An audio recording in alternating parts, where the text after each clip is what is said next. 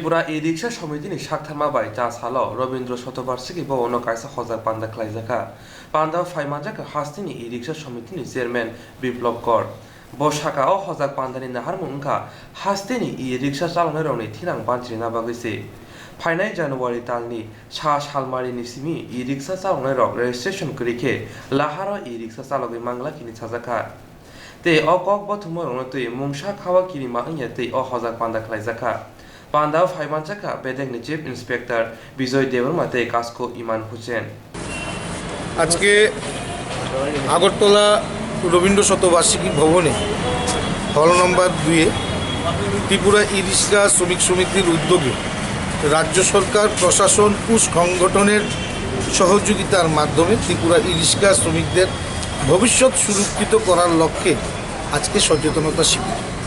সেই সচেতনতা শিবিরে আমাদের প্রধান অতিথি হিসাবে সরকারি আধিকারিক চিফ ইন্সপেক্টর পরিবহন দপ্তর বিজয় দেববর্মা উনি উপস্থিত আছেন এবং আমাদের রাজ্য নেতৃত্ব রাজ্য সভাপতি ইমাম হোসেন থেকে শুরু করে আমি চেয়ারম্যান বিপ্লব কর থেকে শুরু করে আরও বিভিন্ন শাখার নেতৃবৃন্দরা উপস্থিত থেকে আজকে একটা সচেতনতা শিবির আমরা উদ্যোগ নিয়েছি। তার কারণ হচ্ছে আগামী 1 জানুয়ারি এই রাজ্যে E-Riksa রেজিস্ট্রেশন ছাড়া E-Riksa রাস্তায় বেরোনো বন্ধ হয়ে যাবে, যার ফলে শ্রমিকরা বিভ্রান্ত হবে, নানা জায়গা থেকে শুনে বিভ্রান্ত হতে পারে। তার জন্য আমরা উদ্যোগ নিয়েছি যাতে E-Riksa শ্রমিকরা কোনো রকমের বিভ্রান্ত না হয়, যেন সরকারের প্রতি কোনো রকমের নেগেটিভ মানসিকতা না হয়, প্রশাসনের প্রতি কোনো নেগেটিভ না হয় এবং আমরা যারা সংগঠনের নেতৃত্ব দেই বা সংগঠন যে সহযোগিতার হাত সবসময় বাড়িয়ে দেয় আমাদের প্রতিও যেন তারা নেগেটিভ না হয়।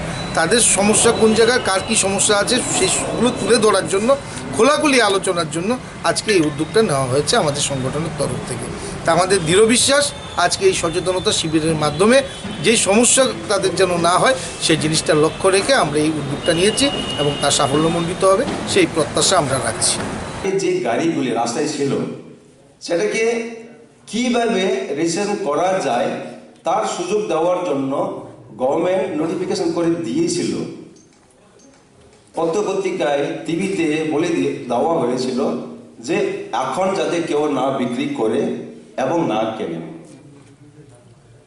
কারণ হিসেবে যেগুলো অবৈধভাবে চলছে সেটাকে কিভাবে বৈধ করা যায় তার পরীক্ষা নিরীক্ষা করার জন্য। কিন্তু দুর্ভাগ্যবশত আমাদের এখানে কেনাও বন্ধ হয়নি, বিক্রিও বন্ধ হয়নি। তো সেভাবে আরো বাড়তে লাগলো। তো যখন বাড়তে আমরা একদিকে পলিসি তৈরি করছি, অন্যদিকে 2 নম্বরে বেড়ে গেল রাস্তায়। তো এখন দেখলো গভর্নমেন্ট এভাবে যদি চলতে থাকে আরো বাড়বে, একটা জায়গাতে থামতে হবে।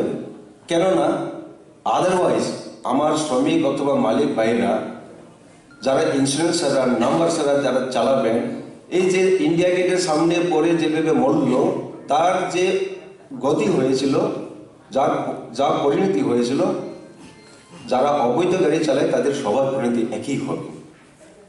এমনিতেই আমরা বন্ধন থেকে নিয়ে চালাই বা নিজের কিছু 200 টাকা যা আছে তা দিয়ে আমরা কিনে চালাই, ঠিক আছে। তার মধ্যে যদি আমাদের একটা অ্যাক্সিডেন্ট হয় কি হবে অবস্থা? তার জন্য গভর্নমেন্ট ভাবলো না, এবার সবাইকে এভাবে চলতে দেওয়া ঠিক না। শ্রমিক ভাইদের যারা মালিক অথবা শ্রমিক ভাইদের কথা চিন্তা করে বললো না, এখন অবৈধ গাড়িগুলি বন্ধ থাকাই বাঞ্ছনীয়। এখানে একটা কথা বলে কেন সমবেত হওয়া, কারণ হচ্ছে 2014 আগে যেগুলি বানানো হয়েছিল সেটা সব অবৈধ ছিল। সেই 2014